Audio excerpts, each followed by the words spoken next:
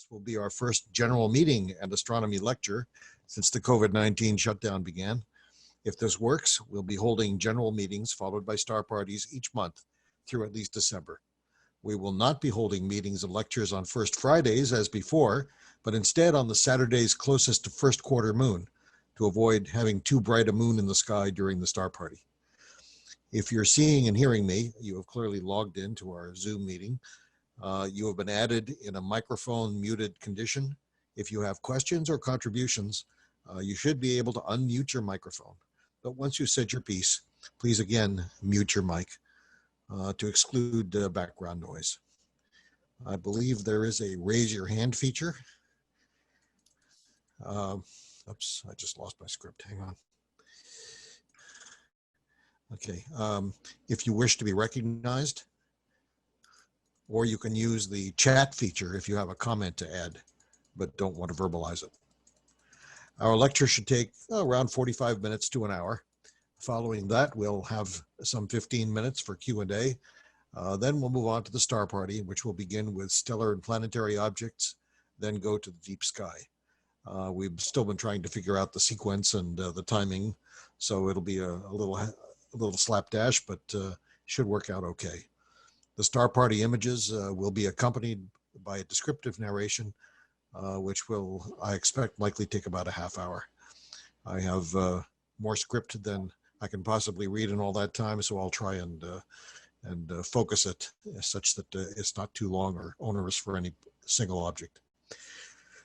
So welcome and thanks for joining us. Enjoy the program and all the best to you and yours. All righty. And Chanan, you're on. All right. So hey everyone, pleasure to meet you all. My name is Chanan Greenberg, and I have been a member of the San Mateo County Astronomical Society for 17 years this month. And in fact, the two people who actually kind of brought me into the society are on this call right now. It was Mike, who was my first interaction via email, and then the first guy I met at a star party was Ed Piret. So 17 years later, we're still here. And I had the honor of serving on the board of the society for several years and serve as its vice president. So it's great to be back after a while of being too buried with other things in life.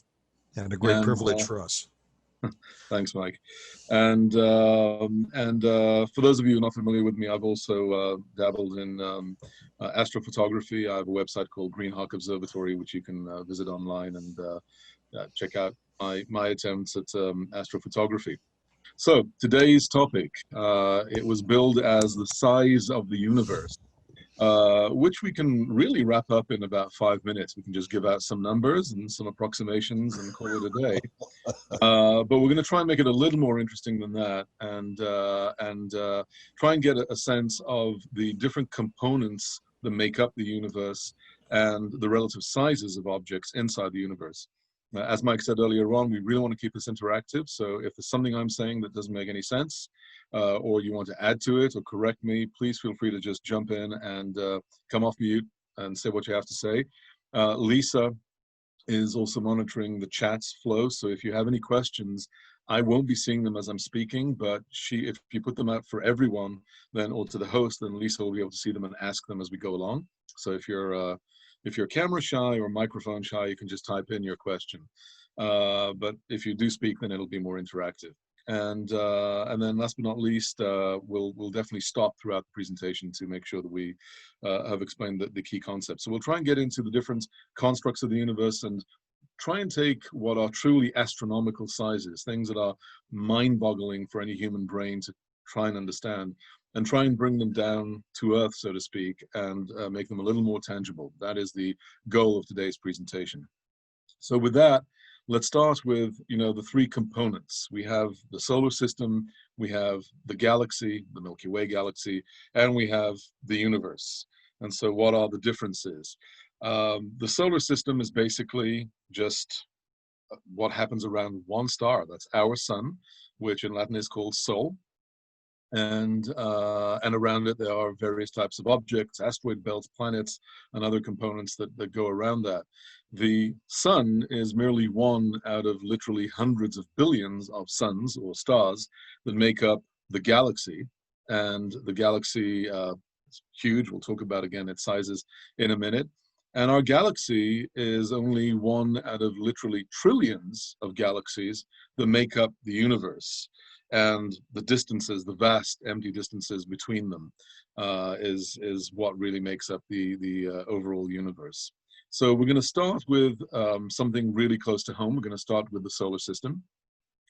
And focusing there, we're going to start with the most intimate relationship we have with any object in the sky, and that is the moon, the Earth-Moon system. May I ask a question before you proceed? By all means, please. Are we recording this, Lisa? It is being recorded, yes. Okay. I can see the record button is set up by Lisa. Okay, excellent.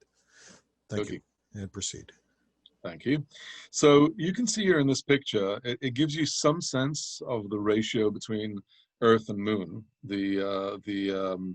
The diameter is about 1/4, and it doesn't really tell you much about the weight, but the weight is significantly less. We're talking about something that weighs about 50 times less than the Earth. And in fact, if the Earth was hollow, you could take the Moon and fit it in 50 times into the Earth. And yet, even this picture doesn't really help us get a good understanding of the relationship and the distances between the Earth and the Moon. So this is another picture. This one was taken from space of both objects. And just a bit about the history of this picture. It was taken by Voyager 1 in 1977. It was taken from a distance of 7.5 million miles away from Earth. And at that point, the Moon was so faint compared to the Earth that they had to artificially enhance the picture so we could even see the Moon. And yet, even this picture, which is an actual picture of what these two objects look like in space, still doesn't actually tell you the full story.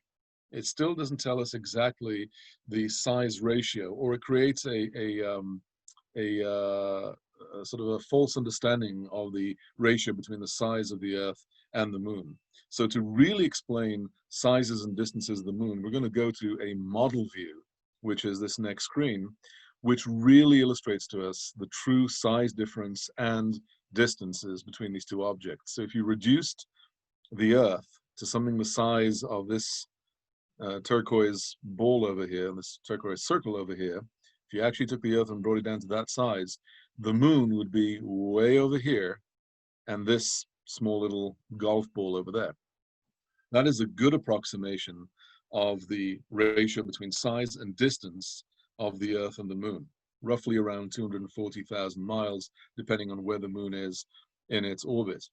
And again, just to give you a few more senses of distances, if you were to look at this other turquoise circle around the Earth here, that is the orbit of all of the geosynchronous satellites that go around the Earth. Now, that is a relatively extended orbit around the Earth. If you were to look at something like the orbit of the International Space Station, you wouldn't even see it on this chart. It would be literally this mark going around the Earth. That's how close it is to the Earth, the International Space Station, compared to, where the geosynchronous satellites are. And the Moon is, of course, much, much further away. So we just started at home, just us and our Moon. And before we start going over to the planets, I want to quickly stop here and see, are there any questions from anyone? Okay.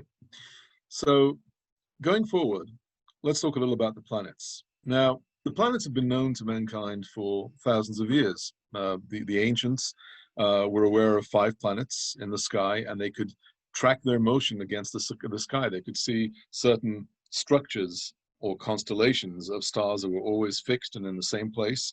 And then occasionally there would be this point of light that would seem to appear in different points of the year, pretty much wherever they wanted to in the sky.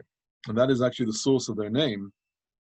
The name planet comes from the Greek planetus, which literally translates into wanderers. So these objects in the sky seem to be wandering at their own free will in the sky. And they were thought to potentially be either gods or the result of the action of the gods. Because the motions of stars in general seem to align with other elements that were repeatable, like weather patterns and climate change, more precisely weather patterns like the arrival of spring or the arrival of winter, then people thought that perhaps planets could be predictors of future actions. And that's kind of the birth of astrology, roughly around 2,600 years ago, give or take. So this picture of the planets is a very nice picture, and you can see over there's a bit of the sun. And you know, just in case you've forgotten your schooling, I'll just remind everybody the names of the planets. We've got Mercury, Venus, Earth, Mars, Jupiter, Saturn, Uranus, Neptune, and I won't go into the whole controversy regarding this ninth one over here called Pluto, which is a dwarf planet and is part of the Kuiper Belt. The point is, these are really nice pictures, but they are hardly a good approximation about the sizes of these planets and, again, the distances between these planets. So it is nothing more than a pretty picture. It really doesn't represent what they really are. And as you recall, the goal of today's presentation is to get you, or give you, a much better understanding of the actual relative sizes of everything in the universe, and we're starting within our solar system. So looking at these planets, here is a better picture of how to think about the planets. Starting with the smaller planets, the rockier objects in our universe, in our solar system, you have planet Earth, you have planet Venus, Mars, Mercury, and again we'll forget Pluto for a while there. And basically, this gives you a much better understanding of the relative sizes. Venus is sort of the evil twin of Earth, a little smaller, evil because it's terribly hot there and not hospitable to life, but it's a kind of a similar size planet to Earth. Mars, as you can see, is significantly smaller, and Mercury is significantly smaller yet. So this is starting to give us a bit of an approximation on sizes between these planets. But now we need to compare these planets to significantly larger planets, the gas giants in the solar system. And here you can see Jupiter, Saturn without the rings have been removed. And you can see Uranus and you can see Neptune. And again, you can see here clearly that Jupiter is the giant, the king of the planets. Down here, you can still see the other planets. You can still see the Earth, Venus, Mars, Mercury. Down there is Pluto. And you can start getting, again, another approximation of the sizes and the differences. Planet Earth is roughly 1,000th of the volume. In other words, you could fit 1,000 Earths into Jupiter. If Jupiter was hollow, you could actually fill in the Earth into Jupiter about 1,000 times. And it's well over 300 times the mass of the Earth. So it is truly, truly a giant planet compared to the one that we live on. And you can see the relative sizes of the others there. Now, let's see how these planets measure up to our sun. Now you get a different perspective, where here is the sun, and the sun has Jupiter down there, Saturn, where I'm pointing to right next to it on the right. Further to the right is Uranus, then Neptune. Then we have Earth, Mars, and you have Mercury, it's Earth, Venus, then Mars, and down here is Mercury. Pluto is so small in the scale of this image that you actually cannot see it. It would not fill a complete pixel on this image. So that starts giving you a different perspective. The sun can contain well over 1,000 Jupiters, or in other words, if you think about it compared to the Earth down here, this little dot, which is our home, will fit into the sun close to 1 million times. And the sun has well over 300,000 times the mass of the Earth. So again, let me stop here because we're still within our own solar system before we start going a little further out. Any questions about the relative sizes of the planets compared to our sun or to each other? Okay. I'll take silence as golden, or you're all gone to have some coffee. So we spoke about our sun and the planets in relation to each other and in relation to the sun. Well, let's take a look at the sun and compare it to some other stars inside our own galaxy. If we go a little further out, I jumped here ahead. I forgot there was another explanation about the distances within the solar system. So I will touch on this. If you took a plane with which you can fly to, let's say, West Coast, East Coast as a 6-hour flight, and try and travel around the Earth. That will be about a 2-day trip at that speed. Take the same plane and try and go from the Earth to the Sun. That would take you about 19 years because the distance is just under 100 million miles, 93 million miles of distance. So that is a fairly long, long flight, if you will. So that's a 19-year flight. If you were to take the same plane and point that to the edge of our solar system and try and fly out to the Kuiper Belt or to where Pluto is located, that would be a 762-year flight using a standard plane moving at about 550 miles per hour. So these are pretty big distances just within our own solar system. Sorry for skipping on that one. Any questions on this? And I can see there's some chat messages coming in. I don't know if they're privately to me, but if Lisa is getting them, if there are any questions, please let me know. Yes, there's just some comment that they were impressed about your presentation. Oh, okay, cool. Glad they like it. The next thing, and we're going to start talking about other stars in our galaxy, is if you were to think about taking the same plane and flying to the nearest star to Earth, which is roughly around 3 light years away, Alpha Centauri, that flight would be about 5 million years. Okay, so for those who want to know why we use the term light year, it's the distance that light travels in a year, and it's simply an easier term to use than the actual mileage. The actual mileage, a single light year, is roughly 5.8. You can round it up to about 6 trillion miles. So the nearest star to our planet, or to our sun, is roughly 18, give or take, 18 trillion miles away. And that's just a number with a lot of zeros. So that's why we use the term light years to describe those distances.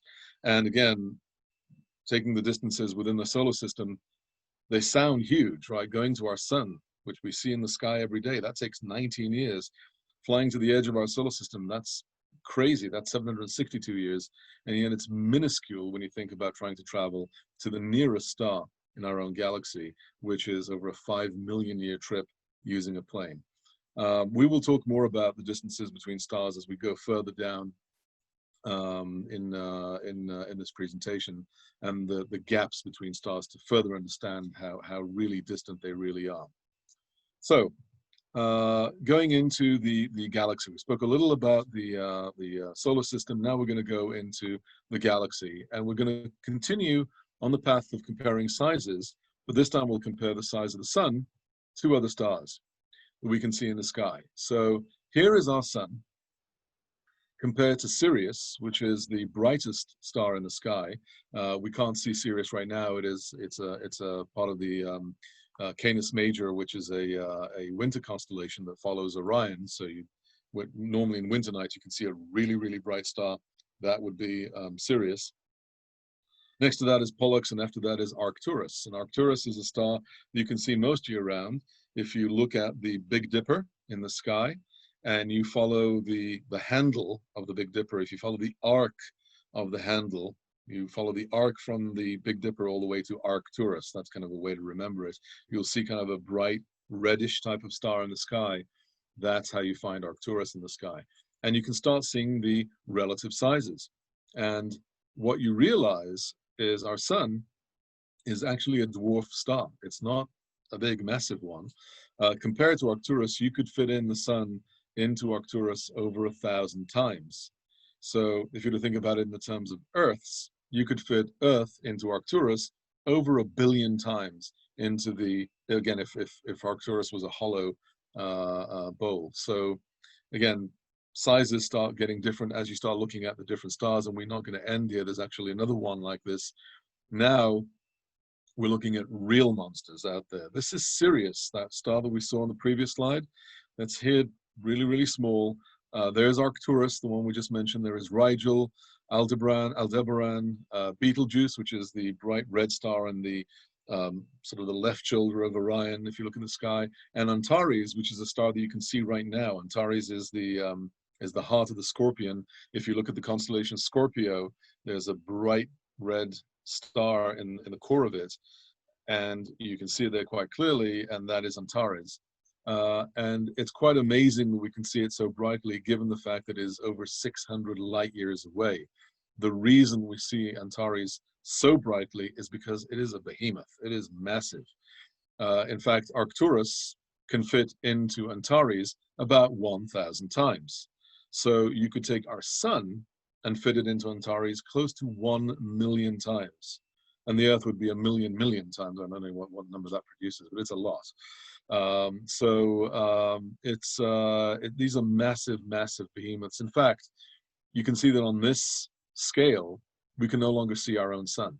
Our sun is too small to even occupy a single pixel in this image.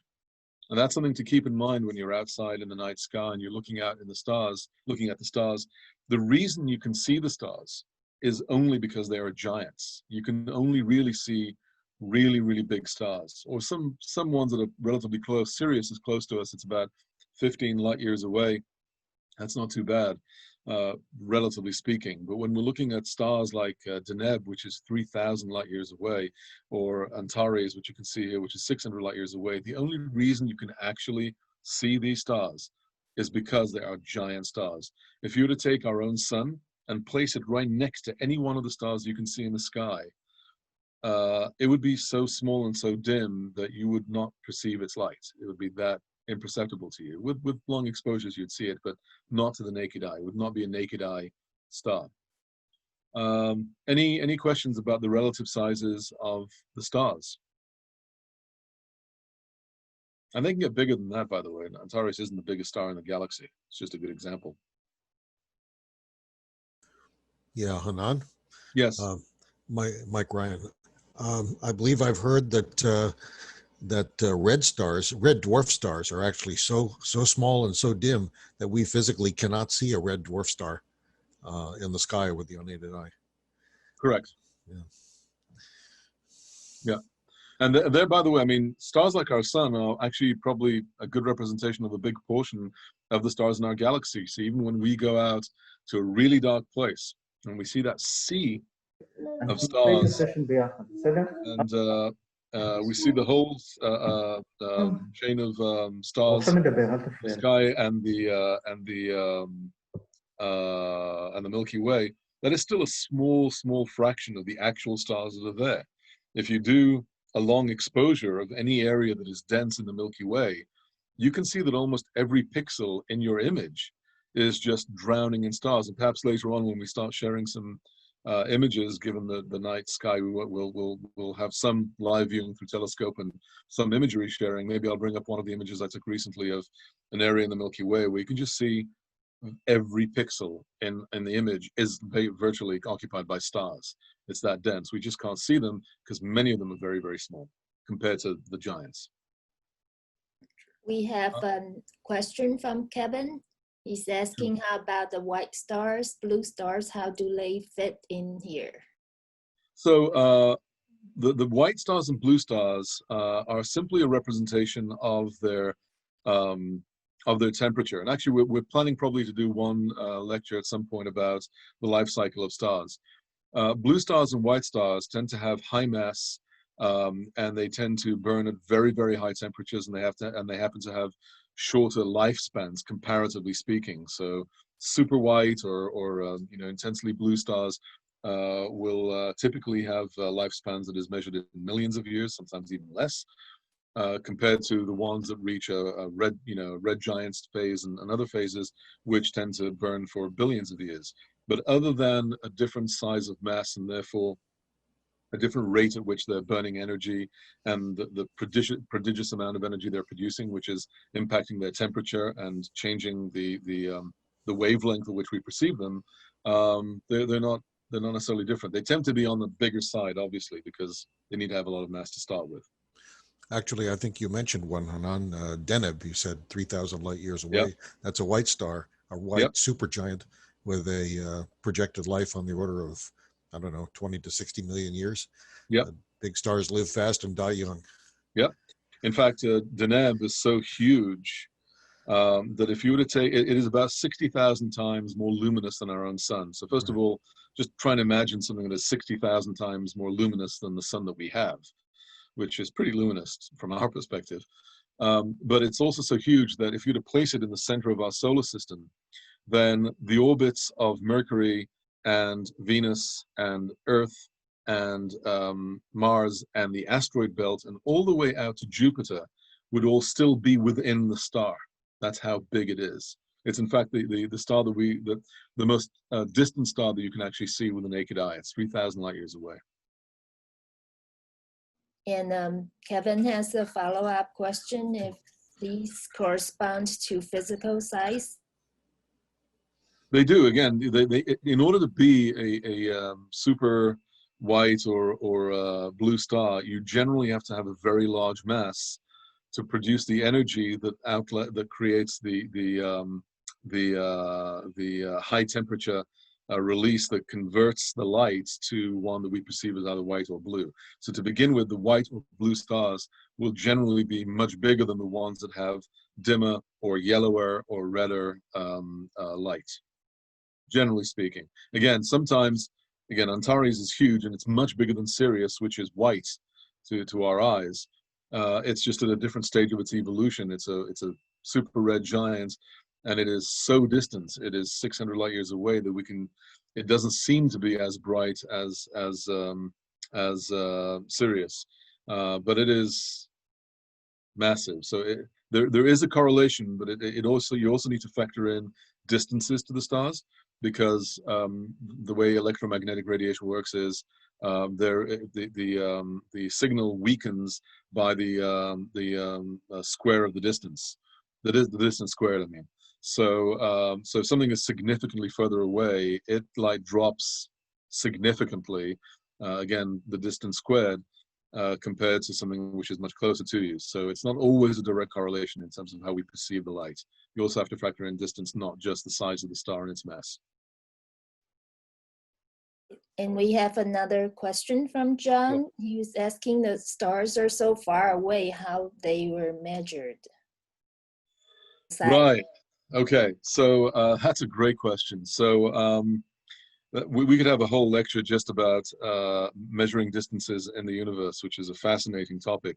But at a high level, we know the nature of light, and we know the nature of the chemical components that make up stars. By analyzing the light, by analyzing the spectrum of a star, you get a sense of what it's made of, what is the mix of elements that are inside it. Typically, obviously, hydrogen is going to be the biggest one, but there's going to be other trace elements. And the second thing that you can do, and there's various ways of measuring, there's parallax, there's astrometry, which is basically measuring the motion of a star compared to other stars, that allow you to get a pretty good understanding of the size of the star, the combination of the intensity of its light and of its motion. And again, it's very small motions that we're trying to detect. And there's a parallax effect that you can do with observatories on two different sides of the Earth, or you can also do actual direct astrometry, which is measuring it to other elements that you can see in the sky. And the combination of the radial velocity and the Doppler effect that has on the spectrum of the light you're collecting and the intensity of the light you're collecting allows you to collect a lot of physical information about the stars. But that's very high level. I mean, we can actually go into a whole detailed presentation just about that topic. It's a fascinating topic. How much we've been able to learn with such little data, which is purely based on light primarily.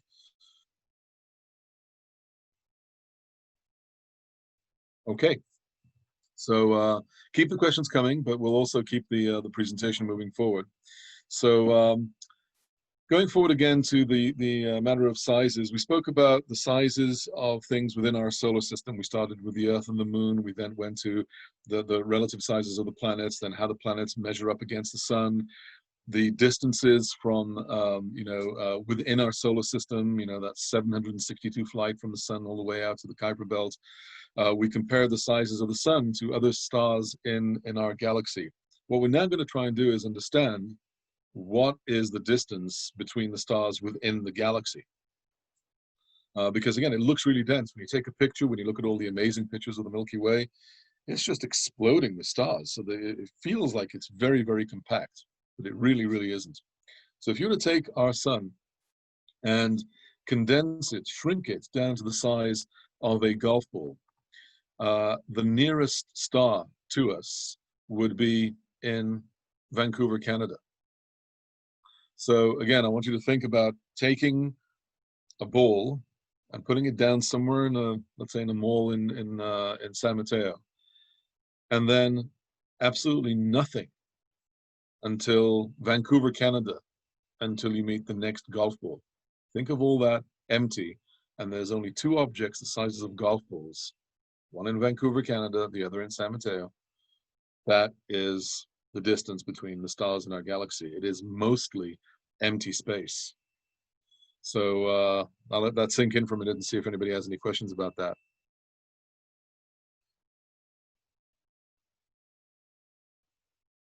Okay, if you were to take our entire solar system, that big solar system that we just spoke about, you know, flying 762 years in the plane to get from, just to fly the radius, it actually isn't the diameter, it's the radius of our solar system, and you would condense that to the size of a quarter, then our galaxy would be the size of North America. So again, just think about dropping a quarter somewhere near Half Moon Bay on the beach, and everything, all North America, just strewn and covered with all of these so-called quarters. It's it gives you some idea of the size of the galaxy. The galaxy, edge to edge, is roughly 100,000 light years away. 100,000 light years, again, that's 100,000 times roughly 6 trillion miles. It is an unimaginable big number. And again, it takes light 100,000 years just to travel from one edge of our galaxy to the other edge of the galaxy. Any questions about this? Okay, so let's talk a little about how many stars we have in our galaxy. We spoke about all these big stars and their relative sizes, but what is the actual count? Now, these numbers have been changing. When I was a kid, the number was roughly estimated to be about 100 billion. When I joined the Astronomical Society, it was estimated to be around 200 billion. The current estimate is that there are about 300. I've seen as high as 400, but the common number today that is floating around is roughly around 300 billion stars in our own solar system. And that is a number which is simply mind-boggling. It's really, really hard to comprehend. And so there's a really interesting way to visualize that. If you were to take a standard football field and build a 5-foot wall that goes all around it, and then you would fill it up with birdseed. And there was when I saw Ed Perret give this presentation one time, he actually brought with him a great little example. He brought a little vial, and in that vial it had 10,000 bird seeds. So something this small contained about 10,000 bird seed.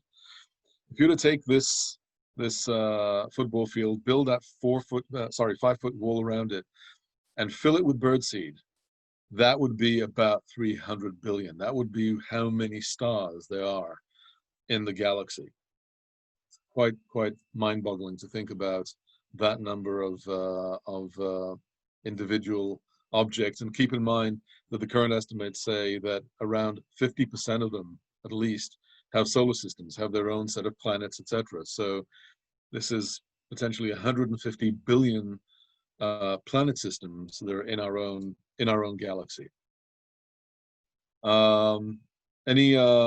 Any questions about this little example? And again, I'm seeing some text messages coming in, so I'm not sure if they're coming in through the text.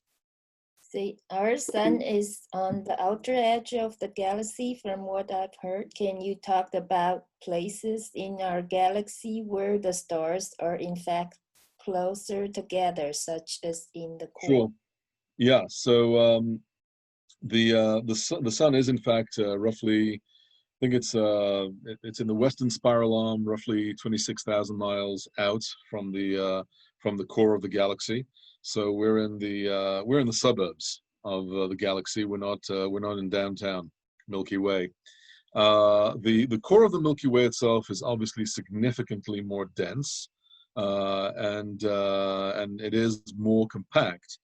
You will see more stars in smaller areas, but the distances between them are still significant. There's not much collisions of stars going on. They do happen. Collisions happen all the time of various types of stars, normal stars and other remnants of stars that do collide with each other. It is a common thing, but it's not like it's not happening, 5 times a day. It's a relatively rare occurrence that we pick it up with various signals, X-rays and gamma rays and things that happen when such events take place. So generally, the core of the galaxy, which is roughly 26,000 light years away from us, and in fact, you can pretty much see it if you go out to a dark sky place. I wouldn't suggest doing it right now with all the smoke around, but if you get to a clear night and a dark night, and you look towards the south in the evening, and you'll see the constellation of Sagittarius, and you kind of see the Milky Way crossing above that, pretty much towards the top of the triangle that makes the teapot of the asterism of Sagittarius. That is the direction. Hello? Yep, we're just. Oh, sorry. All right, you can go on mute. Thank you. And that it will be the towards the direction or the center of the Milky Way. And again, if you took a regular camera, put it on a tripod, and took about a 30-second exposure, so you're not nothing very sophisticated, you don't need any tracking devices, you can actually bring out some of the details as long as you are in a dark location. And you'll see in that image that you take that it's a much more dense area. It's significantly, it's swarming with stars. The distances are still quite big between one star and the other. Any other questions about what we've covered so far? Yes, Michelle would like to know if you can point out in your galaxy picture where our sun is. So that's a great question. I'm going backwards for some reason.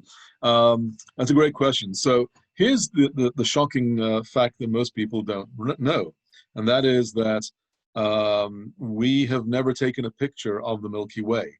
We have taken pictures of portions of the Milky Way, all that beautiful band of stars that you see in the sky. We've taken pictures of that, and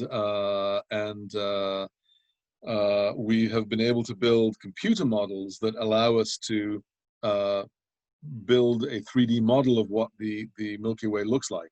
But no one has ever been able to send a camera far enough to just take a look at the whole Milky Way and take a picture of our location. I can give you an approximation, give or take, just to give you a sense, but it's a picture of a different galaxy. I wanted to explain that. So, and the reason that we haven't been able to is because we are in one of the spiral arms, and we're literally, if you think of this as one of the spiral arms, that Milky Way view that you see in the night sky, we're in the thick of it. The width of this arm is about 3,000 light years. So we have not built anything that has been able to travel that far out, and the few things that we've sent out, it'll take them 3,000 years or more. Well, nothing is moving at the speed of light, so millions and millions of years to travel out. So we have not built anything that is capable of actually leaving the Milky Way and taking a picture from a distance.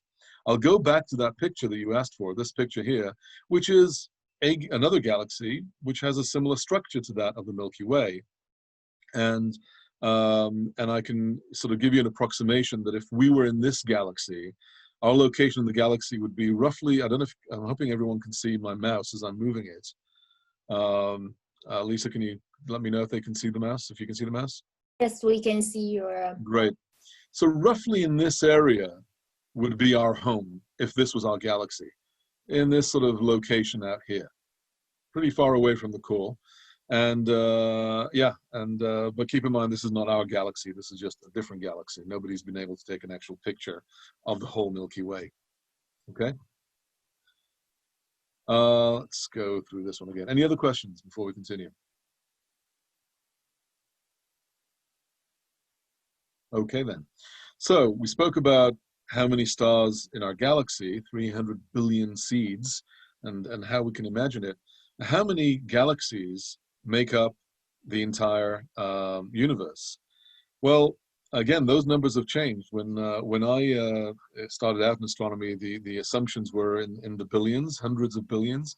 However, these numbers have been refined over the last decade or so, And today, the current estimates are that in the universe, we have roughly 2 trillion galaxies. That would be 7 football fields, like the one we described, with a 5-foot wall, all filled up with birdseed. And each one of those birdseeds now represents a galaxy. And in each one of those galaxies, literally hundreds of billions of stars. It is quite unimaginable, and this is sort of the closest approximation we can give to try and understand what those numbers would mean. So think of 7 football fields filled up to the brim with birdseed, and each one of those birdseed represents a galaxy which contains hundreds of billions of stars. Again, let me stop here and see, are there any questions about that one? So talking about the universe, we want to talk a little about the distances between galaxies. And later on today, we're hoping that we'll be able to take a quick snapshot of the Andromeda galaxy, which is our nearest galactic neighbor, if you ignore some of the dwarf galaxies that go around our own galaxy. And that one is estimated to be around 3 million light years away.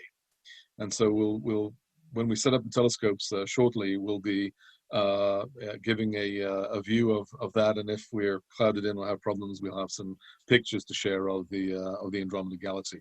That is our closest galactic neighbor, 3 million light years away. So the light that we'll be seeing will have traveled for 3 million years in space before it arrives tonight into, I think it's going to be Mike's telescope. Mike Cook's telescope. So that's an incredible distance, and that is our nearest galactic neighbor. In fact, as you go further out, you'll find that this galactic neighbor is actually on a collision course with us. So they're blue shifted. The Andromeda galaxy is moving towards the Milky Way. But most galaxies in the universe are actually moving further away because of the expansion of the universe. And so most galaxies will be in distances that are greater than 10 million to, just in the local group, you're looking at galaxies that are really far away. Galaxies like M82 and M81 are roughly 10 to 12 million light years away. The very famous Whirlpool galaxy, the beautiful galaxy that seems to be cannibalizing another one right next to it, that is roughly 20 million light years away. And these are all considered to be still relatively close in the overall construct of the universe. The Hubble telescope, which you'll soon see, has been able to image galaxies as far away as 13 billion light years away, almost to the dawn of the creation of the universe, or the Big Bang. So, and in fact, what's really fascinating is that there are today galaxies that are so far away we cannot and will not ever be able to see them. Because of the rate of expansion of the universe, every parsec of the universe is expanding at around 70 kilometers per hour. When you start stacking them up, 70 kilometers, and then the next parsec is another 70 kilometers, if you extrapolate that far enough, you get to a point where you have galaxies on quote-unquote different edges of the universe that are moving away from each other at a relative speed that is faster than the speed of light. So they're intrinsically not moving faster than the speed of light, because nothing does, but relative to each other, because of the expansion of the universe, they are moving faster than the speed of light. Therefore, the light leaving one of them can never ever reach the galaxy on the other end of on the other side of the universe, so to speak, because the rate of expansion is greater than the speed of light. The light will never make it to the other side. So that's kind of something to bend your mind around.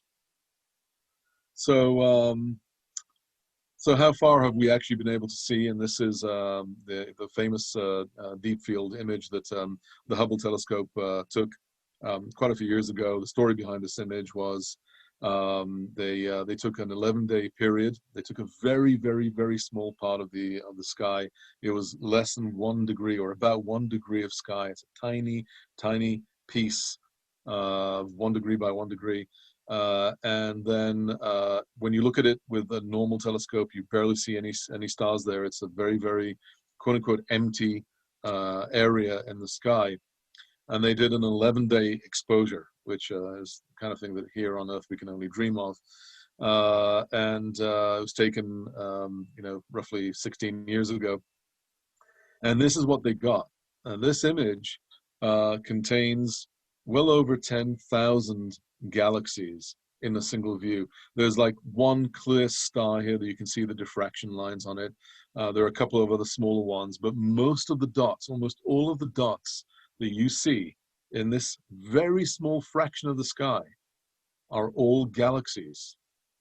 And some of them are so far away that they're about 13 billion light years away from us, which is pretty close to the age of the universe.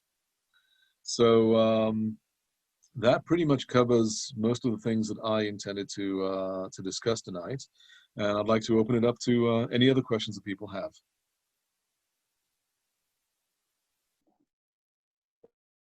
You're welcome to unmute yourself if you have a question. Yeah.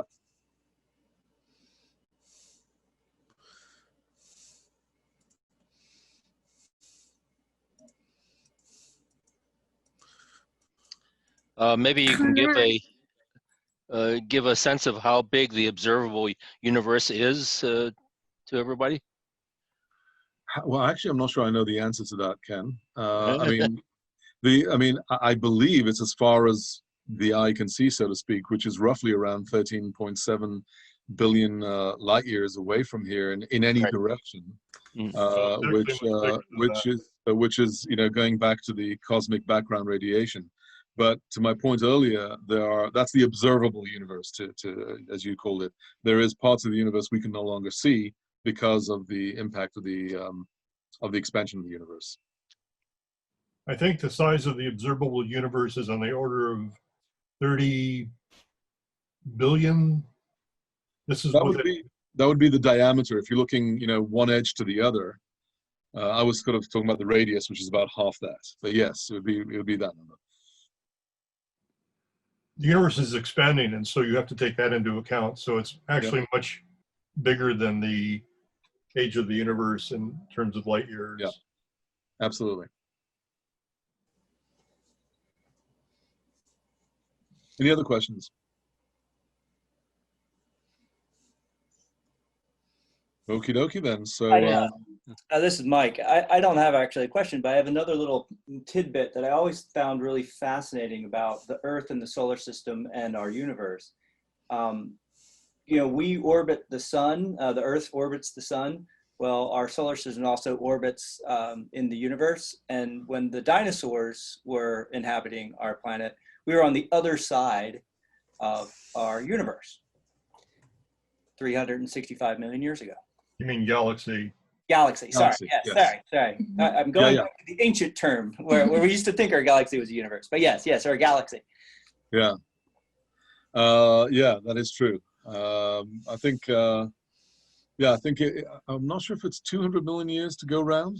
I'm not sure if it's 200 or 300 million years for us to do one rotation around the galaxy. That order of magnitude. Yeah, I think it's over 200 million. So it's quite a long ride.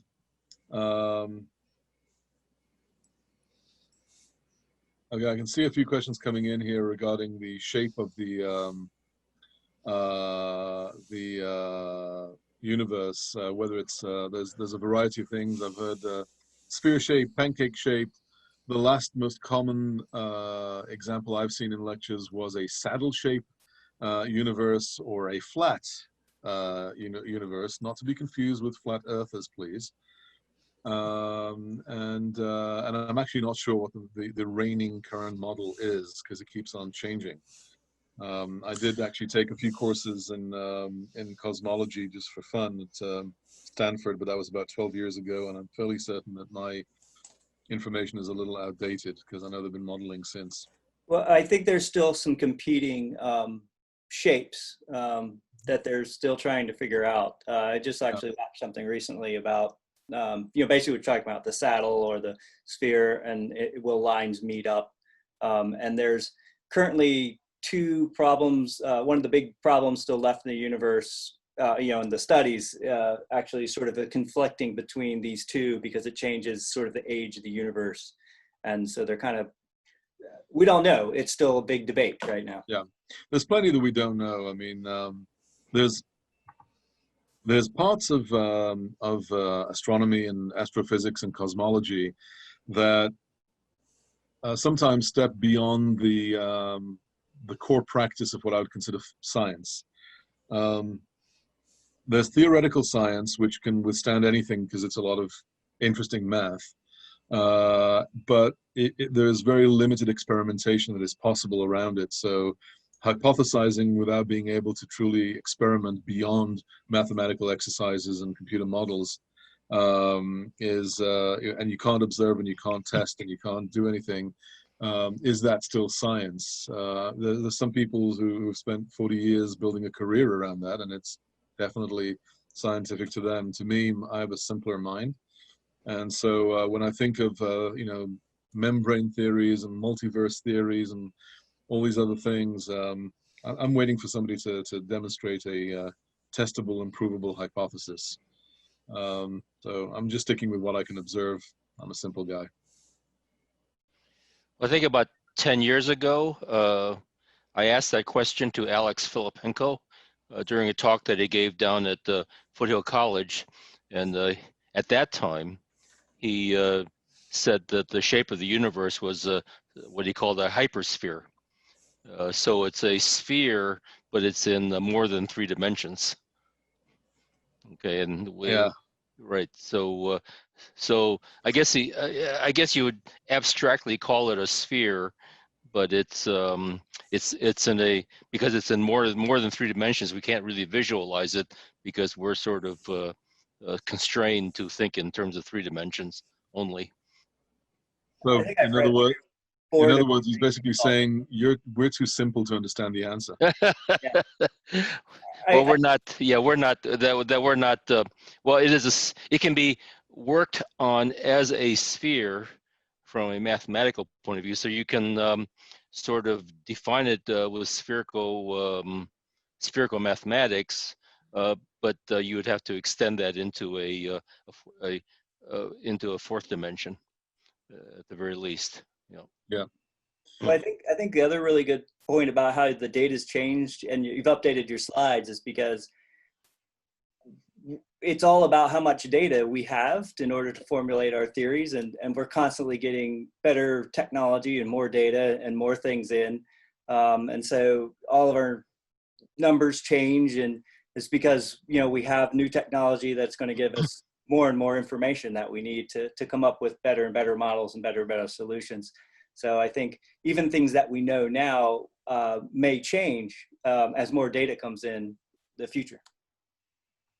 Yeah, I mean, that's the most exciting thing about this space. The really interesting thing, if you think about what is the crowning achievement of astrophysics and cosmology of the last 20 years, it's to prove that we know a lot less about the universe than we actually thought we knew. Back in the late 90s and early 2000s, when they did this search for type 1a supernovae, and they were using that to measure the rate of expansion of the universe, the hypothesis behind that research was that after the Big Bang and all that energy being released, that there would be a slowing down of the rate of expansion, just like you'd see anywhere else, that at some point gravity takes over and slows everything down. And they didn't know that their discovery would show that the rate of the universe is actually accelerating its expansion. And that opened up a whole new debate about what's the source of energy that is actually fueling this expansion, this acceleration of the expansion of the universe. And we've gone from, living in a world where, for a while we knew about normal matter, which is made of, you, me, stars, atoms, and molecules and whatnot, to a world that has dark matter in it, which was trying to explain the missing mass question. How come galaxies aren't flinging themselves apart? There has to be more mass there that is actually holding them together, to now moving into dark energy, which is trying to explain why the universe is accelerating its expansion. Nobody's ever held a clump of dark matter in their hands, and nobody really knows what the hell dark energy is. And with the current modeling of the universe, the assumptions are that normal matter, again, the stuff that makes up people, cars, and planets and stars, is only 4% of the universe, and that another 20-odd% is dark matter, and over 70% is dark energy. And when you come to the conclusion that close to 90%, 90-odd% of what makes up the universe is stuff that we virtually know nothing about, that's our biggest achievement of the last 20 years. And so there's so much more new things to learn now.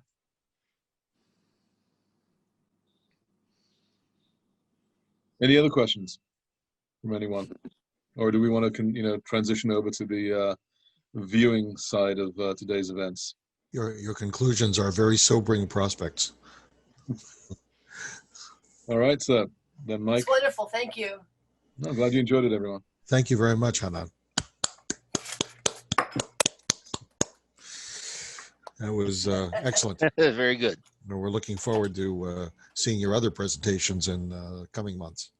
Glad to do it. One scheduled for October and one for December. Thank you so much. And I understand you have another one in work as well. Yep. Okay, well, if things go well, maybe we'll even be able to hear it in person. Who knows? Okay, so at this point, then, the plan is to transition from Q&A to Star Party objects. Basically, we have three people. Chanan is one of them, and Ed Perret is another, and Michael Cook is the third, who have telescopes ready to go. We are Ed and Michael are using their EV scopes. Ed has already assisted me with providing 4 virtual star parties before this, back in June and July. But Chanan has added a new planetary camera, which enables him to image Jupiter and Saturn, which are prominent in the southern sky, and will be for the next few months. Not incidentally, Pluto is located directly between them, but I think that's beyond the range of our instruments. And the problem with the EV scope is it's a wonderful tool for deep sky objects, but it doesn't do too well on planets and small bright objects. So we've put together a nominal list of some things we'd like to look at, and I'll invite.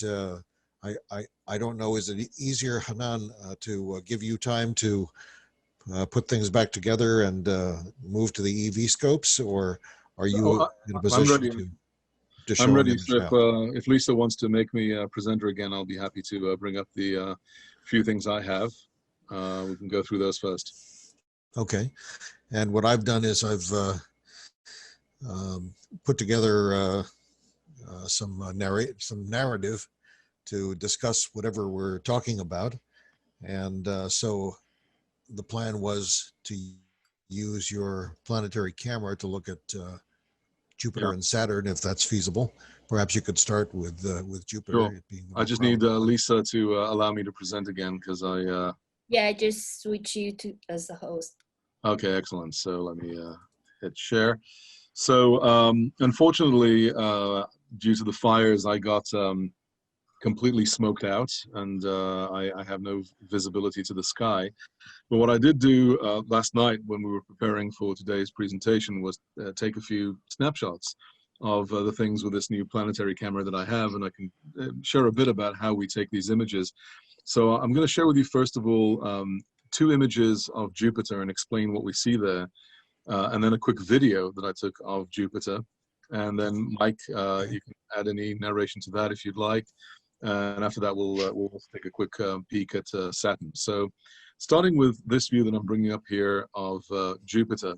And what you can see in this image is clearly, first of all, the cloud bands, the north and south equatorial bands of clouds on Jupiter. And over here you can see the southern polar cap. And I'm pointing to the top and saying south because it is actually an upside down image. And over here you can see the red spot of Jupiter, the famous red spot, which is a massive anticyclone storm that has been raging on the planet now for hundreds of years, which is multiple times the size of our planet, by the way. And what is really cool about this picture, even though it is not in the best focus, is that you can see here two very clear black spots. Those black spots are the shadows of the moons Ganymede and Io moving across the face of the planet. So effectively, if you were on Jupiter under that spot, what you would be experiencing would be a solar eclipse. And so we're witnessing two solar eclipses happening simultaneously on a different planet just from our vantage points. And over here, just you can vaguely see Ganymede, and I'm not sure if you can see, yeah, Io's too faint, but on the left-hand side, that little faint dot that I'm pointing my pointer to right now, that is Ganymede, one of the moons that is dropping its shadow over Jupiter. So that's one view. The next one here is a view that I took last night, and here it's actually a really cool view, and it's the first time I've ever been able to do this. You can again see the cloud bands, the north and south equatorial bands. You can again see the red spot. Over here, what you're seeing, it's not a sharp, dark, almost black shadow like you saw in the previous image, because that is actually the disk of the moon Ganymede. So it's actually the moon Ganymede moving across the face of the planet. And I have never, in all of my years observing, been able to actually resolve any of Pluto's moons while they move over the face of the planet. Jupiter's moons? Yeah, Jupiter's moon, sorry, because it is so bright. It is so bright that it just drowns them out. If you're looking through the telescope, and I was using a 12-inch telescope for many of my viewing years, and still I could see them next to the planet. I could see their shadow on the planet, but I could never see the moon actually moving across the planet because the planet was just too bright. Yes. Using Ken Lum's astrophysics 5-inch refractor was sharp enough to resolve that, which was absolutely mind-blowing to me. Yeah, that is pretty amazing for a 5-inch telescope. Yeah, I really absolutely just blown away by that. And over here you can see yet another moon just coming across the rim of the planet. That is the moon Io. And what is also interesting is you can see the distinct difference between the coloring of Io versus the color of Ganymede. Ganymede has a more stable, an older surface, and it is darker. Io is in fact a brighter moon because of the volcanic activity that literally resurfaces the entire moon every 24 hours with lava. So it really is a much brighter object, and therefore it appears to be brighter over the disk of Jupiter compared to how Ganymede looks over here. So I was really stoked by that image last night, and you don't always get a star party at the right time when you can see the red spot and or one of the moons crossing over. So it was really fortunate I was able to get that last night. Speaking of the red spot, that's actually, I believe, the first time I've ever seen it actually red since the 1960s or 70s. It's tended to be quite gray to my eyes for many years. Well, again, it's the challenge, and this is actually a good segue to the advantages of how these images were taken, is that when we're looking at Jupiter through telescopes, we have to deal with this pesky little thing called the atmosphere. Yeah. And while we need it to breathe, as far as astronomy is concerned, it's just a nuisance. The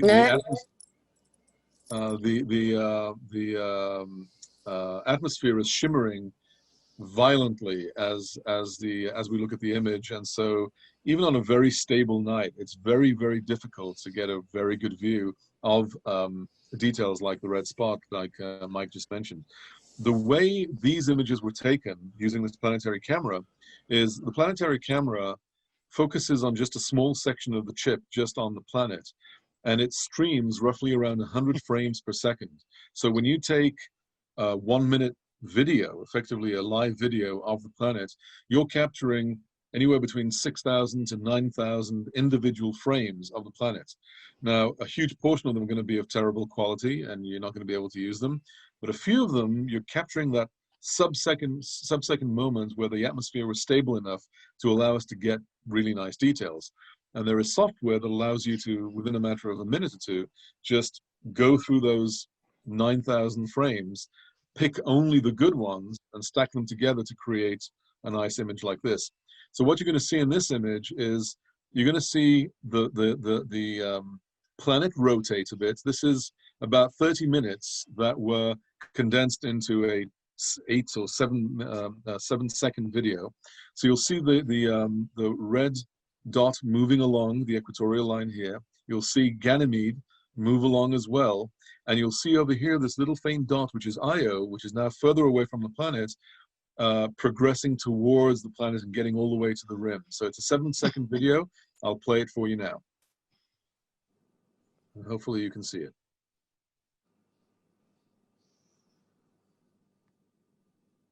What's the real elapsed time during this? That was about 30 minutes. Okay. That was about 30 minutes. So that gave you an idea of you know, watching the actual motion of Jupiter. And then the last image here is of Saturn. Took this a few days ago. This wasn't taken last night. And again, it's I did a little too much enlargement, so it's getting a little pixelated. But you can still see the details quite nicely. You can see the different bands of color, which are basically different mixes of gases and temperatures on the planet itself. Clearly, you can see the rings. You can see the nice shadow right back here, the shadow of the planet falling on the rings, that little black line over there. And in the middle of the rings, you can see what is known as the Cassini division. And that gap in the rings is so wide, you could take the entire continental United States and fit it in neatly in between those rings and in that gap. So so those are the ones I had to show, and I'll hand it over to Mike and everyone else. Okay. Chanan, I had a question. Go ahead. The picture of Jupiter before Yep. this one, it appears that the equator is rotating up and down rather than sideways. Do you follow me? I'm not sure. Let me share that again and see. Well, as we like to say, there is not really any up or down in space. We sort of orient ourselves by the meaning north and south direction of the sun. Okay, I see what you mean. I see what you mean. It's simply the orientation of my camera. So because my camera was oriented that way, you're right. The equatorial seems to be going north and going north and south, but it isn't. So just to give you an orientation on this image, I brought up the video again. Where my pointer is right now, above the on the rim of the planet and above the red spot, that is the that is the south pole of the planet down here. Up here is the North Pole, and therefore these are the equatorial mounts going east to west. So Great, thank you. Sure, but no, really good thing you called that out. Yeah, it's a fact that on equatorial mounts, as telescopes tilt, they tend to rotate their fields, and the same is true if you have a camera or a prism in the optical system of the telescope. That also will rotate the field. No, it's basically Karen is calling out my lazy work. I should have I could have easily have oriented the planet. Well, I know that Uranus does rotate in that odd way, right? Correct. Yes. You just put a jaunty touch onto it. All righty. So I'm done. I'm now looking forward to seeing what you guys have. Okay. Well, you did such a good job of describing that I probably don't need to bore people with 10 minutes of narration. So we'll move on to Deep Sky. Yeah, go ahead, Bill. Can you describe your camera and your OTA? Sure. So the OTA was, and again, this isn't an ideal setup for planetary imaging. I'm just in the process of trying to get Ken Lum to depart from his astrophysics refractor, and so it is right now at my home being tested. And he was kind enough to let me, and also kind enough to recently sell me his Astrophysics 900 mount, which I'm delighted with. So it's a beautiful refractor, very high quality optics, but really not ideal for astrophotography for planets. It's great for astrophotography of deep space.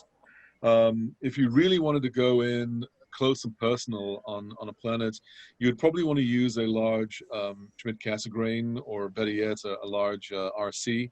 which is an astrograph, which gives you more focal length to go in. However, this is what I used. It was a 5-inch refractor, and I took the Orion. It's called the Orion Mini 6.3 megapixel camera, which is designed for planetary views because it's designed to allow you to capture literally, well over 100 frames per second of data. And that was the combination. It was the Orion Mini 6.3 megapixel camera, which I, by the way, stacked onto a Barlow. So I was kind of cheating here. That's why the resolution isn't that great.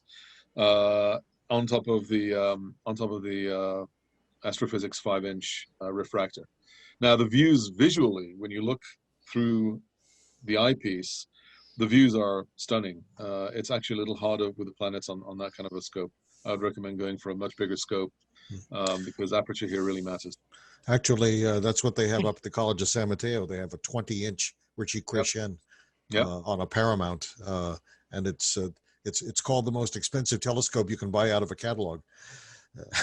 Pretty much, yeah. I recall one view of the Orion trapezium where I think it was the first time I ever saw 6 stars in the trapezium.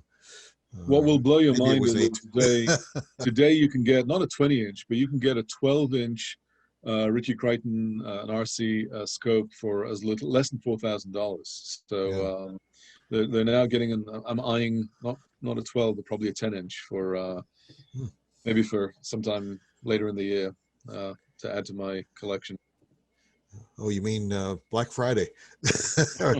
No, it's more about me losing enough weight to keep my wife satisfied. This is the deal we have going. The more pounds I can lose, the more stuff I can buy. I see. I gave up that fight a long time ago. Well, that was very inspiring. Thank you, Chanan. Appreciate it very much. Thank you. So Ed Perret, are you ready with some imagery? Okay, let's see. I gotta get there. So some of the candidate objects would be Okay, there's the clusters M13 or M5. Oh, it looks like you've got the ring M57. Yeah. Okay. So the M57, also called the Ring Nebula, is number 57 on Messier's list of comet appearing objects. He was a very successful French astronomer in the 18th century who searched for objects which looked like comets, in that they were gray smudges among the stars, but comets move among the stars, and these objects did not. So he made a list of things to keep away from, but in fact, he's remembered for this list of objects that he assembled. He and his friends, other French and German and English astronomers. So the Ring Nebula is called a planetary nebula, and it was so called because another planetary nebula, M27, which we'll probably see next, the Dumbbell, was described by one French astronomer as looking very much like a planet, small and bright. And even though it's got nothing to do with a planet, really, it picked up the appellation planetary nebula. It is, in fact, the shell of gas that is left when a star on the order of size of the sun, too small to go supernova, but nevertheless a star which has completed its lifetime on the main sequence, as it's called, and expanded into a red giant, and then collapsed into a white dwarf. Has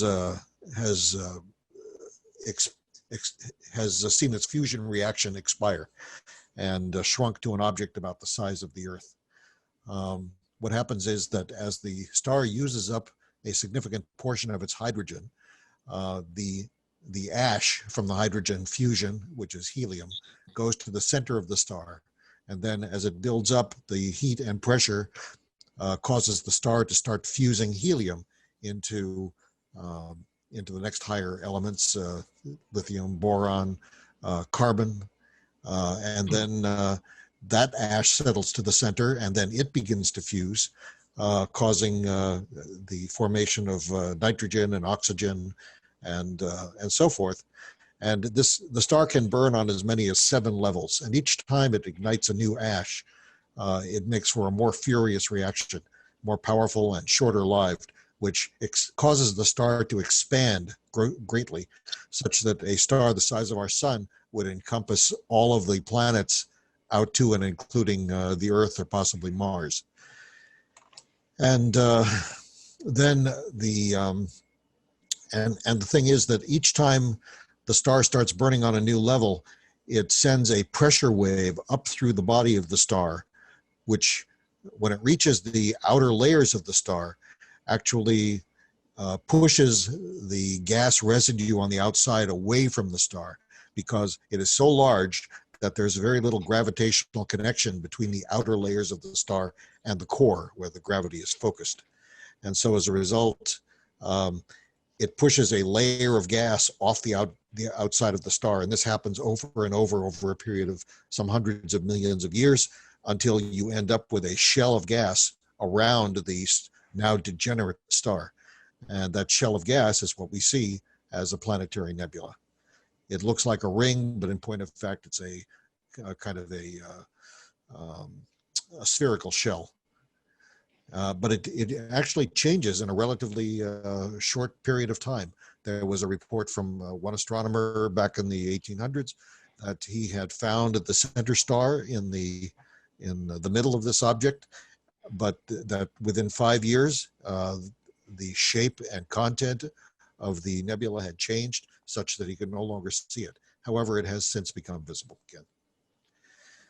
So this is M57. It's probably on the order of close to a light year across. It is located in a parallelogram attending the star Vega, brightest star of the spring and summer skies. It's actually a double star, a bluish white star, very young, forming new solar systems. And it's it just leads the summer Milky Way, just to the west of it. And it always makes a very good show object. But ordinarily, you see it without color. And this is actually, now when they take professional photos of the sky, you can see coloration in it. But it's rare to be able to see it real time. And here you actually are seeing it real time, because the telescope that it is using, the EV scope, is actually, as much as a telescope, it's also a camera. And it electronically stacks the digital images in much the same way that Chanan was describing for his digital camera, such that it increases the density of the various colors of light, and also concentrates them and selects among them to give you the best image. Okay, well, that's a very nice object, and I thank you very much for showing it. Would you like to select another? Here we go. M27. I just brought up. M27. Yeah. Okay, so Ed has produced the other planetary nebula that I was referring to. This is the Dumbbell Nebula, also known as the Pillow Nebula. I forget. It's got a couple of names. And it is another nebula formed in the same way as the Ring Nebula, except that this one is denser and somewhat larger in expanse. And again, it is it was formed by a degenerate star, now a white dwarf, which went through its main sequence life cycle, and after probably some 10 billion years, grew to be a red giant, blew off this gas envelope on the outside, and then shrank to an object the size of the Earth. Again, it's too small to have gone supernova.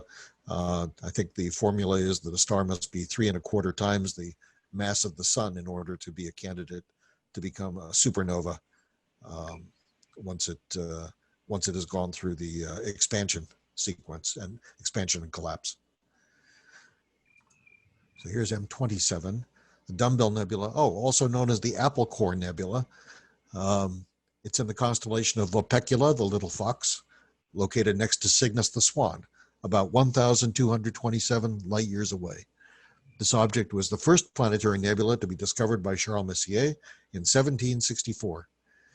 He was a pretty sharp astronomer, by the way. You know, astronomers back then were, their patrons were the royals, and that was not a popular time for royals in France.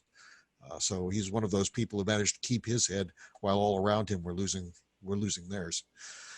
No pun intended. At visual magnitude 7.5 and with a diameter of about 8 arc minutes, it's easily visible in binoculars.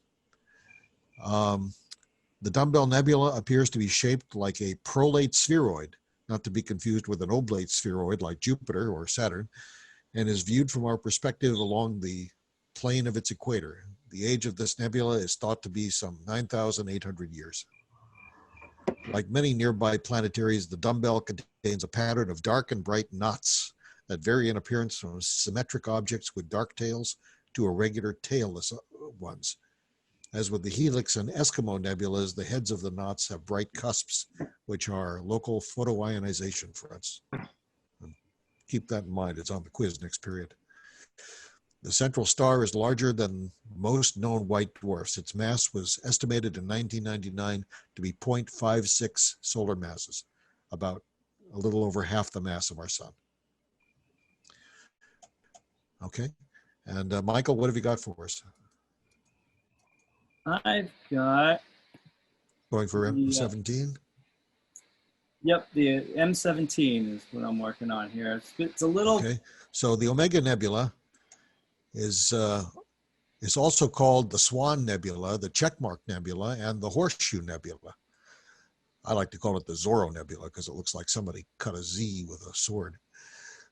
It's cataloged as Messier 17, located in an H2 star-forming region in the constellation Sagittarius, the Archer. It was discovered by Philippe Bove de Chasseau. How do you like my French accent? It is located in the rich star fields of the Sagittarius star cloud toward the center of the Milky Way. The Omega Nebula is between 5,000 and 6,000 light years from Earth and is some 15 light years in diameter. Its enveloping cloud of interstellar matter is roughly 40 light years across, weighing some 30,000 solar masses. The total mass of the Omega Nebula itself is an estimated 800 solar masses. M17 is one of the brightest and most massive star-forming regions of our galaxy. Its local geometry is similar to M42, M43, the Orion Nebula, except that it is viewed edge-on rather than face-on. The open cluster NGC 6618 lies embedded in the nebulosity, causing the gases to shine via radiation from over 800 hot young stars. However, the actual number of stars in the nebula is over 1,000. It's also one of the youngest clusters known with an age of just 1 million years. The Swan portion of M17 is said to resemble a barber's pole. I can't see it, but whatever. Okay, so do we have your image yet? Yeah, it was, I'm struggling it a is. bit, I think, that direction with some of the haze. So it just wasn't coming in very clear. So I have a picture of something I took previously. Okay. Up. Yeah, that looks beautiful. Yeah. So Very that, nice. I think the south is a little tough on me right now with the smoke. Okay, But I'm seeing what I can do here. nothing wrong with that. But yeah. Let's see. Has anyone any questions or comments? Well, maybe the barber's pole is diagonal stripes. You know, maybe they kind of see two stripes. Okay, so M16. Messier 16, or NGC 6611, is best known as the Eagle Nebula, but is also called the Star Queen Nebula and the Spire. It's a young open cluster of stars in the constellation Serpens, the snake, discovered by Jean-Philippe de Chasseau in 1745 or 46. Both the Eagle and the Star Queen refer to visual impressions of the dark silhouette near the center of the nebula, an area made famous as the Pillars of Creation, imaged by the Hubble Space Telescope. The nebula contains active star-forming gas and dust regions, including the Pillars of Creation themselves. And I believe they're about a light year in expanse.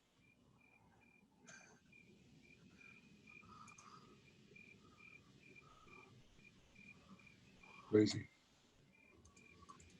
The Eagle Emission Nebula, coming from the northeastern portion of about 9.5 light years, or about 90 trillion kilometers, is approximately 90 trillion kilometers long.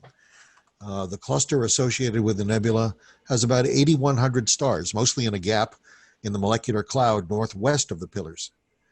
The brightest star, HD 168076, with an apparent magnitude of 8.24, is actually a binary star weighing roughly 80 solar masses. Wow, that's a heavy one. With a luminosity up to 1 million times that of the sun. The cluster's age has been estimated at 1 to 2 million years. The shape of the central pillar rising from the southeast into the central luminous area was named Star Queen Nebula by Robert Burnham Jr., reflecting his characterization of it as the Star Queen shown in silhouette. With regard to the pillars of creation, images taken by Jeff Hester and Paul Scowen using the Hubble Space Telescope in 1995 greatly improved scientific understanding of processes inside the nebula. One of these photographs became famous as a poster and as a screensaver called The Pillars of Creation, depicting a large region of star formation. Okay. I've got the Andromeda Galaxy live. Oh, wonderful. M31. Huh? The Andromeda Galaxy, also known as Messier 31, M31, or NGC 224, and originally the Andromeda Nebula, before they realized it was a galaxy, is a barred spiral galaxy, approximately 2.5 million light years. Well, Chanan tells me now it's 3 million. So I guess we'll have to correct Wikipedia, or about 770 kiloparsecs from Earth. And it's the nearest major galaxy to the Milky Way. The galaxy's name stems from the area of Earth's sky in which it appears, the constellation of Andromeda, which is itself named after the Ethiopian or Phoenician princess who was the wife of Perseus in Greek mythology. The, let's see, the virial mass, that must be a mistake. Well, maybe it isn't. The virial mass of the Andromeda Galaxy is of the same order of magnitude as that of the Milky Way, at 1 trillion solar masses. The mass of either galaxy is difficult to estimate with any accuracy, but it was long thought that the Andromeda Galaxy is more massive than the Milky Way by a margin of some 25% to 50%. To the best of my knowledge, that's still true. This has been called into question by a 2018 study that cited a lower estimate on the mass of the Andromeda Galaxy, combined with preliminary reports on a 2019 study estimating higher mass of the Milky Way.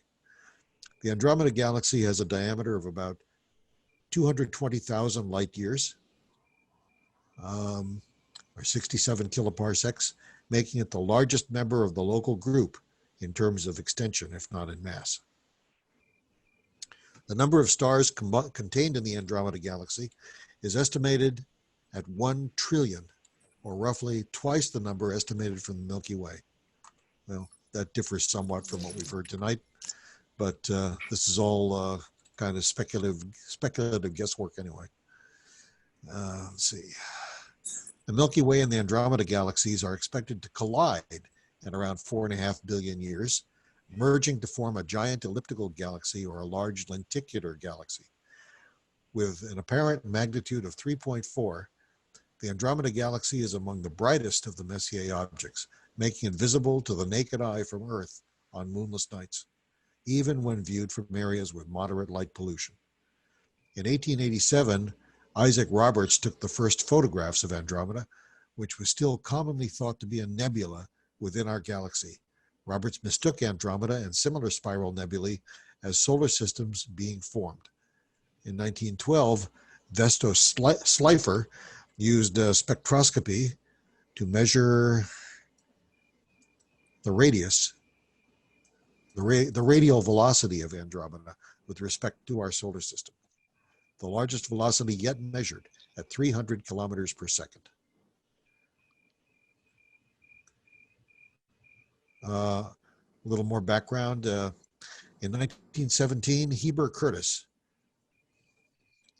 observed a nova within Andromeda. Searching the photographic record, 11 more novae were discovered.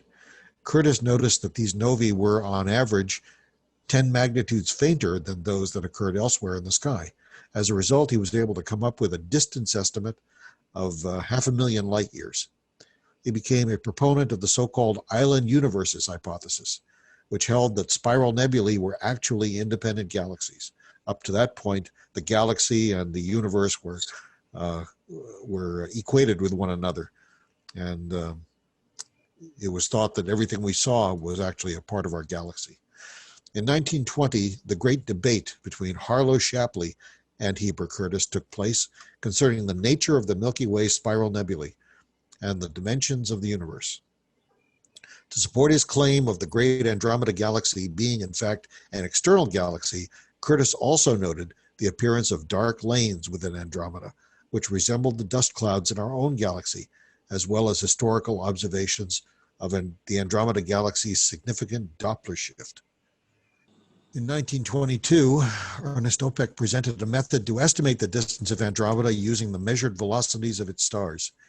His result placed the Andromeda Nebula far outside our galaxy at a distance of about 450 kiloparsecs, or about 1.5 million light years. Edwin Hubble settled the debate in 1925 when he identified extragalactic Cepheid variable stars for the first time on astronomical photos of Andromeda.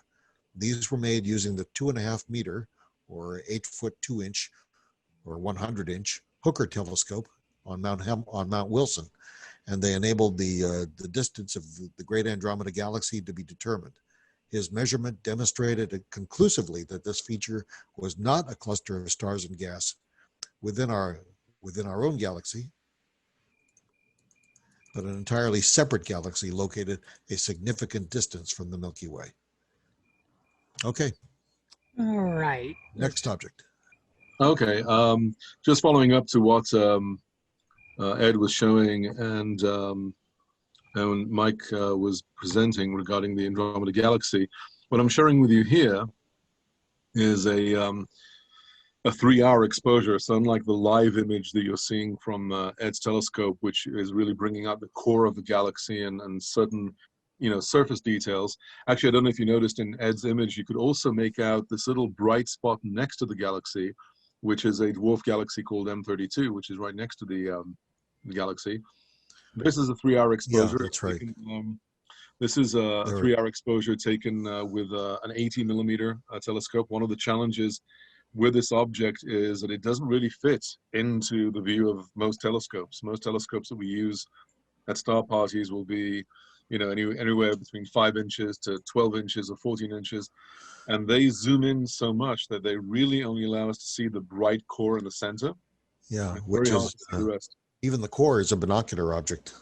Correct. And so actually if you were to brighten up the Andromeda galaxy and just look at it in the sky, with all the light amplified, it would be almost 6 times the full moon. It is a massive, massive object. So you actually need a really small telescope in order to see the full breadth, because you need a wider field of view. This is a 3-hour exposure. Something like a spotting scope, something of that nature? Anything below 80 millimeters. 80 millimeters is the smallest you can use, is the largest scope you can use to actually fit in the whole thing. About a 3-inch. Yeah. Correct, exactly. A 3-inch scope was probably the biggest thing you can use to actually see the whole thing in it. And you can see here in this image, there's 2 other dwarf galaxies. One is M32 up here. The other one down here is M110, which are bound by gravity around the galaxy. So I just thought it would be nice to see the image after you saw the core and you saw certain pieces of the galaxy as well as M32. I thought it would be nice just to add that. So I'm going to stop sharing now. All right. Well, I will, since we're on galaxies and another one in our local group, I can't get a live picture, but I'll share one that I took recently, because I think I have to wait a little bit more time before it will be visible, of Triangulum. M33. Okay, excellent. I might just mention that what Chanan was mentioning, M32 and NGC 205 are satellite galaxies of M31, the Andromeda galaxy. And in fact, that parallels our own, which has also two satellite galaxies called the Large and Small Magellanic Clouds, which unfortunately are only visible from our own southern hemisphere. I personally have never seen them except one time when I visited the equator. The Triangulum galaxy is a spiral galaxy 2.73 million light years from Earth in the constellation of Triangulum.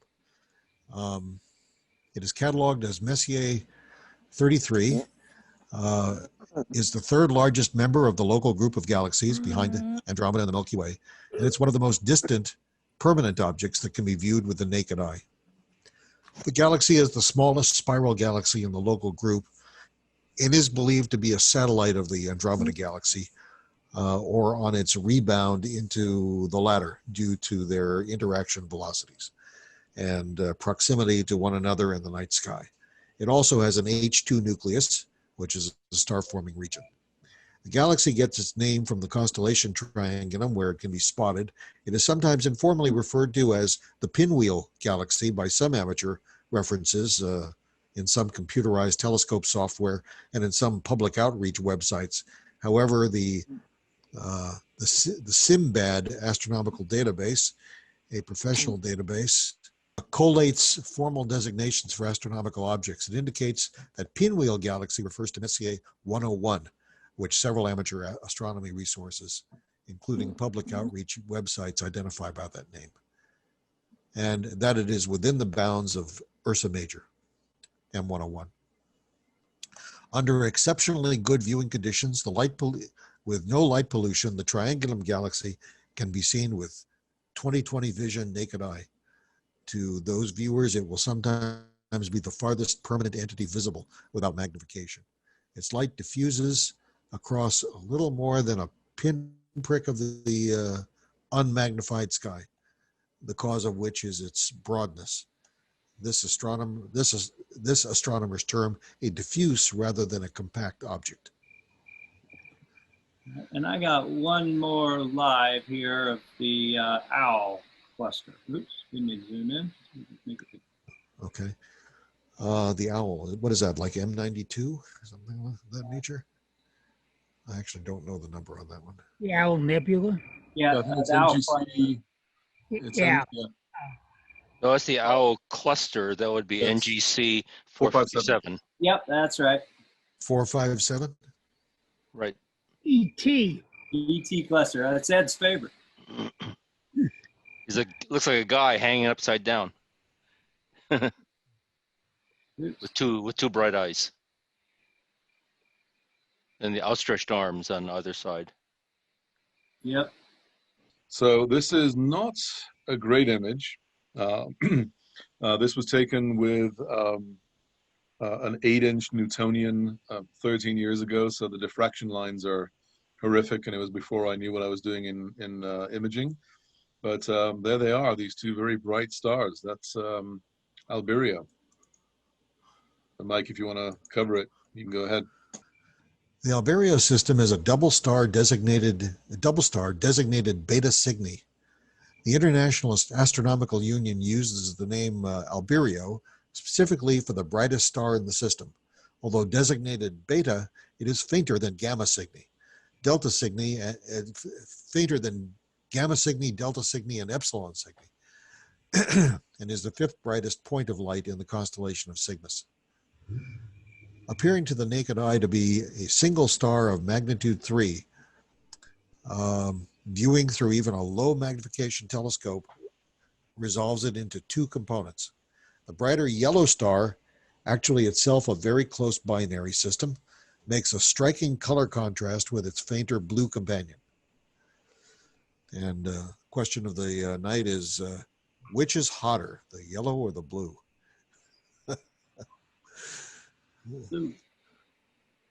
People sometimes guess wrong. Yep. It's actually the blue is the hotter. Yep. Medieval, all right. Sorry, go ahead.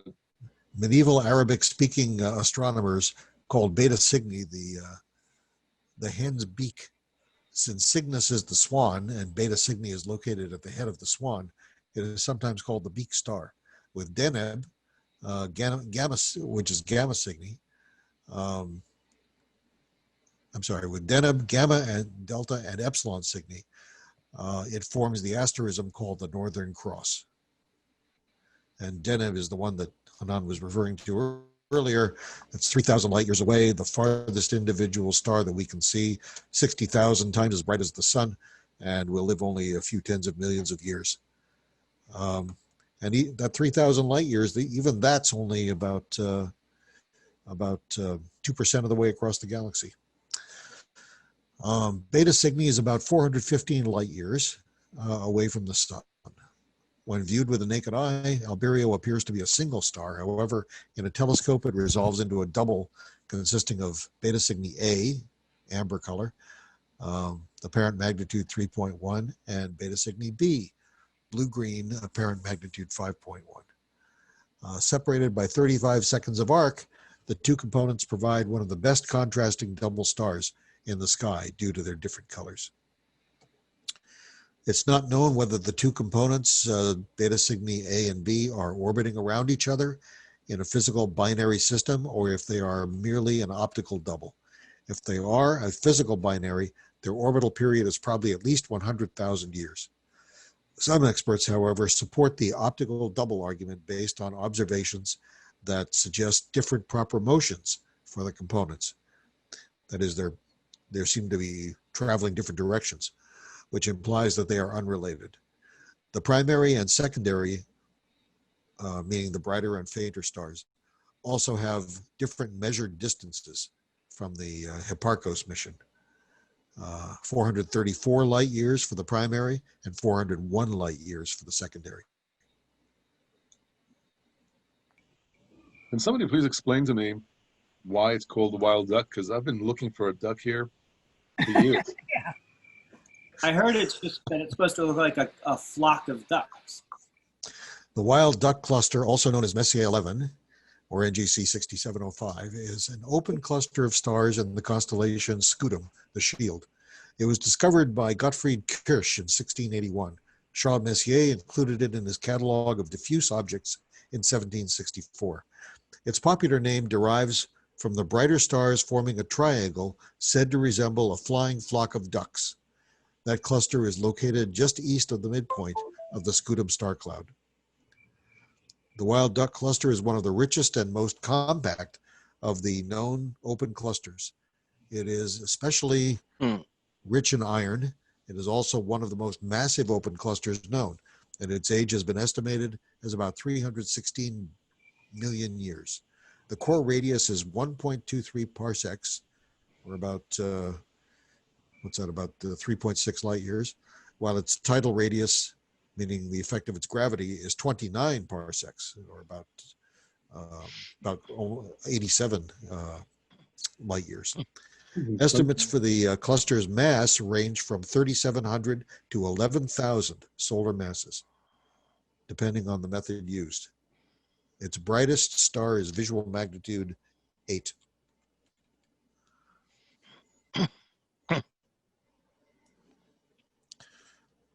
Okay, that's what I've got for it. That is a great image.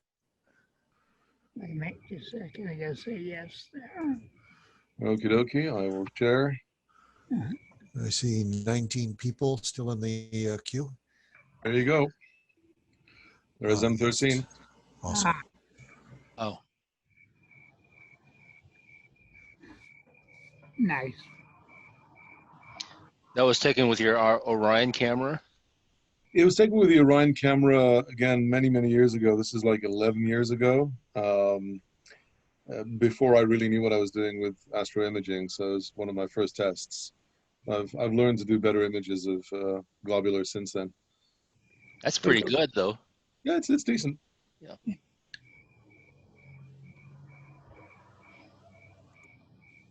Yeah, that's very nice. So, Michael, do you want to cover anything about M13? So Messier 13 is called the Hercules cluster, or the Great Cluster in Hercules. It's a ball of several 100,000 stars, the largest and brightest in the northern skies, located in the constellation of of Hercules, the preeminent hero of Greek mythology. A globular is a ball-shaped cluster of stars separated by an average distance of about half a light year, which all formed and evolved in the same region from the same raw materials. They tend to be old stars of age and composition similar to those in the galactic core. They tend to be smaller, yellow in color, somewhat dim, and poor in heavy elements, particularly metals, though not always. Globular clusters are rarely found in or near the spiral arms of a galaxy, but instead hang in a spherical halo around the core. The stars in them number from tens of thousands to hundreds of thousands. And Hercules is the largest we know in the Northern Hemisphere. M13 was discovered by Edmund Halley in 1714 and cataloged by Charles Messier on June 1st, 1764.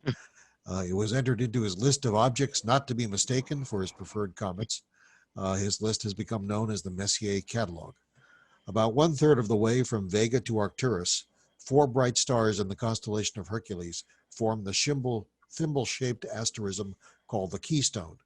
M13 can be seen partway from Zeta to Eta Herculis. This cluster is visible throughout the year from latitudes above 36 degrees north, with the longest visibility during northern hemispheric spring and summer. With a combined apparent magnitude of 5.8, M13 is just visible to the eye on clear nights. Its diameter of about 23 arc minutes, the moon is 30 arc minutes by comparison, appearing slightly smaller than the moon, okay. Binoculars show a round patch of light. In a 6-inch or larger telescope, the stars emerge as small pinpoints, much like grains of sugar or salt. Okay, so that pretty much concludes it for tonight, folks. We thank you very much for attending our efforts here and for your patience and your questions. And we urge you to ask us any further if there's anything we can resolve for you. Okay, thank you very much. It was great. Okay, good. Okay.